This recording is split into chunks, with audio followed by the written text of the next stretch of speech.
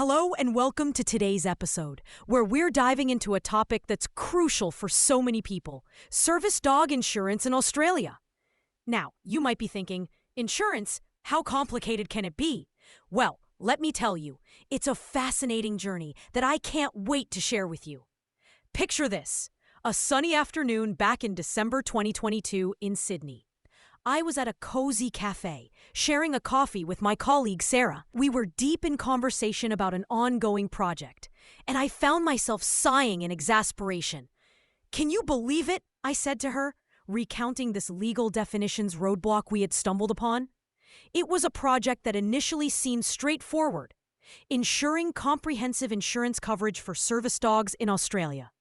But as with many things, the devil was in the details. Sarah leaned in, curious, and urged me to tell her more.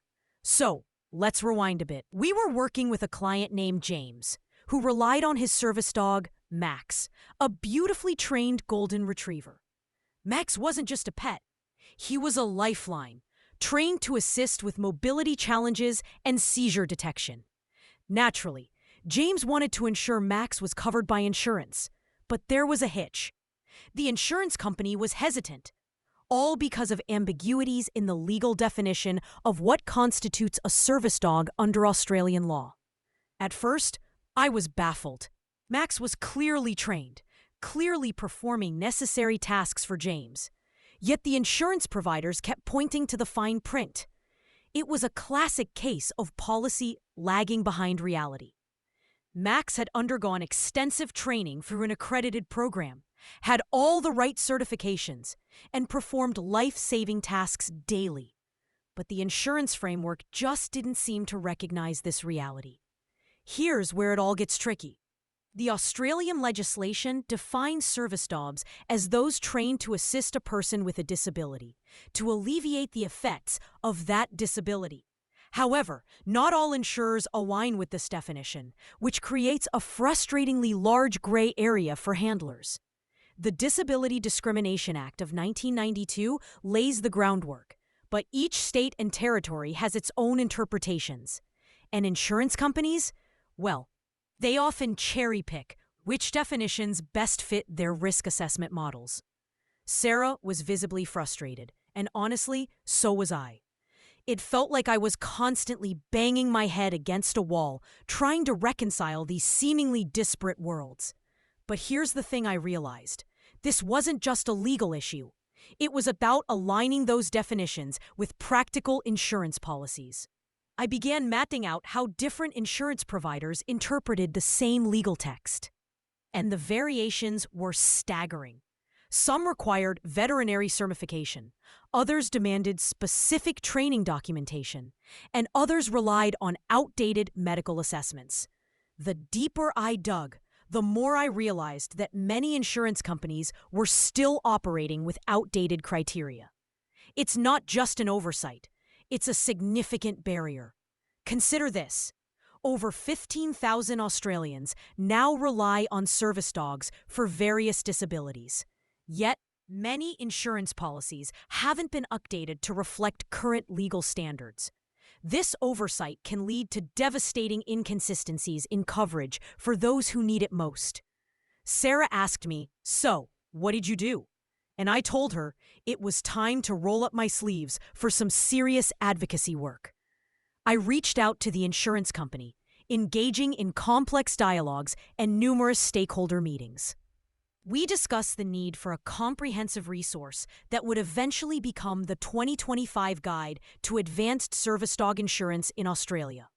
This guide aimed to align legal definitions with insurance coverage. The process was extensive, involving detailed policy analysis, legal precedent research, and documentation of Max's training and performance. In the end, we convinced the insurance provider to update their criteria through a mix of legal pressure and educational outreach. We highlighted the importance of adhering to current legal standards, even referencing resources like the 2025 trends in Aussie service dog insurance to show how the market needed to evolve. The breakthrough came when we presented a detailed case study demonstrating how proper coverage could actually reduce overall claim costs by preventing secondary health complications. It was a win, no doubt. But more importantly, it taught me an invaluable lesson about the necessity of staying informed and advocating for what's right. This victory wasn't just for James and Max. It set a precedent that would benefit countless other handlers facing similar bureaucratic obstacles.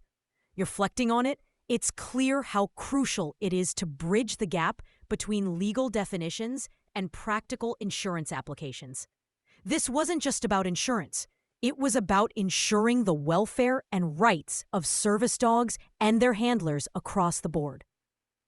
The experience highlighted how legal frameworks, while well-intentioned, often fail to effectively translate into practical policy without dedicated advocacy and education efforts. Now, you might have some questions, like why these legal definitions are so important for insurance coverage. Well, they're foundational. They ensure insurance companies correctly recognize and adequately cover service dogs according to established disability rights frameworks.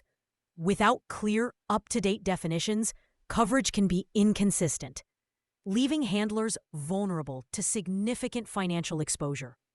Another common question is how handlers can ensure their service dogs are covered under current Australian policies. It's crucial to verify that your insurance provider adheres to the latest legal definitions as outlined in both federal and state legislation. Don't just assume your coverage is adequate. Check the specifics and ask questions. Make sure your documentation of your service dog's training and role in your life is thorough and up to date. So there you have it, a journey through the intricate world of service dog insurance in Australia, filled with challenges and breakthroughs. Thank you for joining me today. I hope this story has shed some light on the complexities and importance of this topic. Until next time, take care and stay informed.